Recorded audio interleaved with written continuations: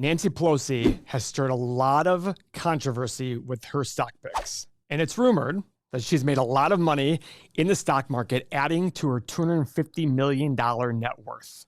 And we're going to investigate what she might know that we don't know. So let's go through the 5 biggest holdings she has, the biggest stocks that she owns. So the first one is Nvidia. Why might she own this? Well, I mean, it's 5 checks. It's got a really expensive, look at this PE, but it's the hype right now. 5-year PE of 221, 5-year price of free cash flow of 235. Now, the last 12 months is a lot better.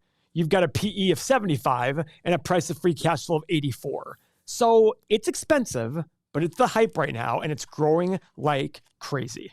Another great thing about Nvidia, low debt. $2.26 trillion market cap, 2.25 enterprise value. That means they have more cash than debt on their books, which is a very positive sign for any company. I think the world has changed over the last 100 years in the sense of business being more about having service-oriented businesses or very, very low operations where they can go global very quickly and have a lot less debt to operate. Stock number 2. You guys ever heard of Tesla? Well, she's got some Tesla. 4 pillars. Big shares outstanding increase. They're diluting their shareholders. 89 times 5-year earnings, 177 times 5-year free cash flow. So not only is it expensive, they also have less free cash flow in the last 5 years than earnings, which is always a red flag for me, as is evidenced right here. That's why I put the free cash flow right here next to the net income. Enterprise value of 638. So for a car company versus a market cap of 620, it's actually pretty low for a car company. Usually car companies have a lot of debt. Now, what is high? Price to sales ratio. I know, it's not a car company, yada, yada, yada, yada, yada.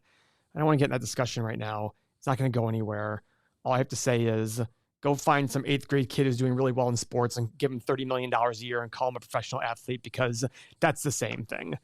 This company is expensive, about 10 times more than the average car company on a price to sales comparison. With that said, Tesla has a lot of growth potential. But what's the crappy thing about Tesla? Everybody hates. So guys, this is the chart of Tesla. This is what everybody's upset about.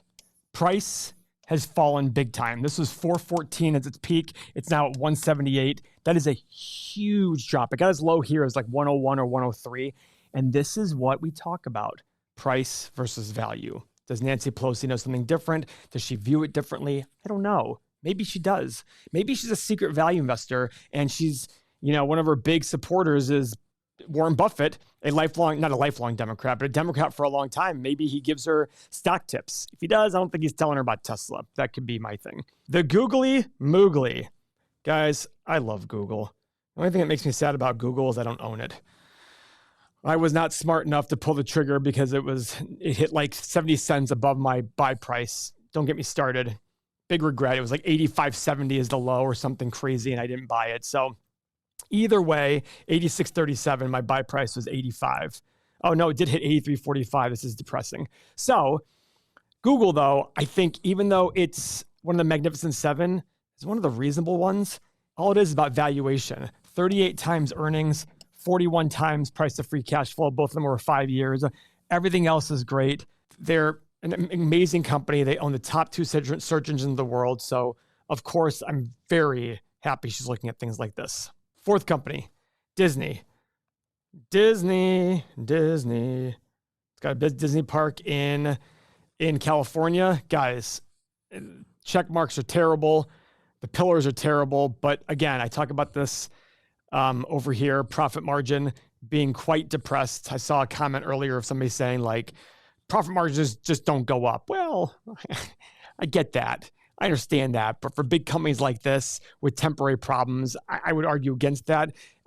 Things tend to mean revert. The business is very similar to what it was years ago. I've actually better with streaming, et cetera. So maybe Nancy Pelosi sees the same thing. Maybe Nancy and I need to get together on a phone call and have a conversation about what we think about our investment strategy. She can probably give me some advice. I was shorting Nvidia. She was buying calls on it. Maybe I sold her calls. Maybe that's what it was. Maybe she's the one that made the money off me. Oh my gosh, wouldn't that be depressing? 5th company, Palo Alto Networks. Okay, I'm gonna look at the 8 pillars here for a 500-foot perspective. Okay, so it seems expensive. 5-year PE of 413, but 5-year price to free cash flow of 58. So clearly the free cash flow is better than the earnings here. Okay. Shares outstanding up 7%, but I love this. Net income's up $2.5 billion in the last 5 years. Free cash flow's up $2 billion. 5-year return on invested capital of 24%. These guys do a great job. They're cybersecurity. They're 5 years. So look at this. Their 1 year free cash flow is $2.9 billion. 1 year net income, 2.3. 5 year free cash flow, 1.85. 5 year net income, 260. I'm not even worried about the net income. Clearly, there was a write-off of some port. I'm looking at this free cash flow going, okay. But guys, it's still 58 times 5 year free cash flow, still 37 times price to free, 1 year's free cash flow. 74% gross margin, which is awesome. Last year's profit margin, 30%. That's after taxes and everything. So guys, this company screams of a company that I would love. A good balance sheet. Look at this, $108 billion market cap, enterprise value of 118. That difference of $10 billion is essentially their debt, and they can easily afford that. So I'm looking at this saying, okay, this is a good balance sheet company. I like this. Cybersecurity. Let's look at this revenue growth. Look at the revenue growth of the last 10 years. 930, 1.38, 1.76, 2.3, 2.9, 3.4, 4.3, 5.5, 6.9. This is a grower and a shower. This is an incredible business. Let me quickly run through these 5 companies that she has on the stock analyzer tool just to see how they look. Palo Alto Networks. I did this a while back. Here are my assumptions. You want to take a better look at it, pause the video real quick, look at this. But I have a value much lower than it is today. Now, am I more conservative? Sure. But I have a low price of 40 to 110, a high price of 300 to 400, middle price of 120 to 200. So, okay, fine.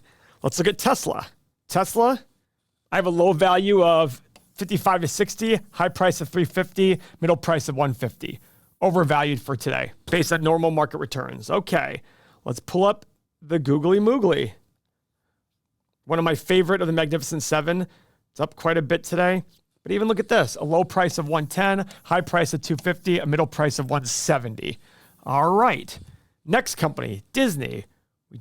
Disney just reported, and they're down a lot today. They're down 9.3%. I actually have a decent value here.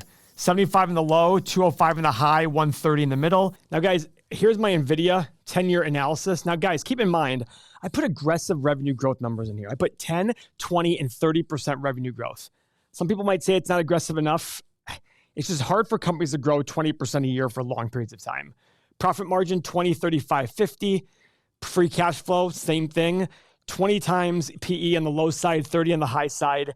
Same with price to free cash flow. And guys, my desired return of 9%. What's the intrinsic value? No margin of safety on Nvidia. Match the market. It's just, that's why I feel it's expensive. I'm looking at this saying 150 on the low, 25 on the high, 700 in the middle. Those of you who sit there and look at this saying, this is so wide ranging. Well, that's what happens. That's how, when you put big ranges, we don't know what's going to happen in the future. Big ranges cause a big gap. Guys, at the end of the day, I don't know the right solution for all this. Should government employee or Congress people be allowed to buy stocks? I get the arguments against it. It makes a lot of sense. And frankly, I'm probably leaning more toward that to say, listen, why even have the questionable acts? But again, they're all married. Does a spouse have accounts? Do they have partners? Do they have kids? How do you regulate all of that? I don't know. I will give Nancy Pelosi credit. I got to think she's under a lot of scrutiny. So I wonder if really people are, if they're really doing anything unethical. They very well could be. I have no idea. But if you guys want to see some stocks that 5 super investors are buying, please watch this next video. Thank you for your time.